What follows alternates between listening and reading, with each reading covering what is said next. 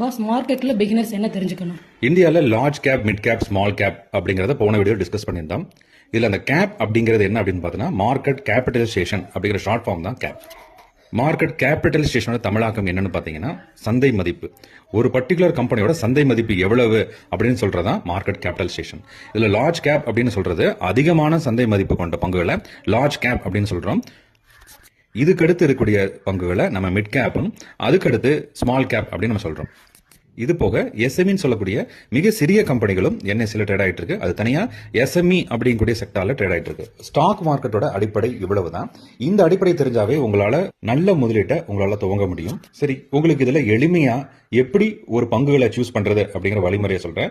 நீங்க கரெக்டா புரிஞ்சுக்கங்க. இந்தியாவில் 2 பெரிய எக்ஸ்சேஞ்ச் இருக்குன்னு சொல்லியிருந்தோம், என்எஸ்சி அண்ட் பிஎஸ்சி. இதுல டோட்டலா எவ்வளவு கம்பெனி தான் லிஸ்டா இருக்கு அப்படின்னு பாத்தீங்கன்னா, என்எஸ்சில 2379 கம்பெனிகளும், பிஎஸ்சில 5505 கம்பெனிகளும் லிஸ்டா இருக்கு.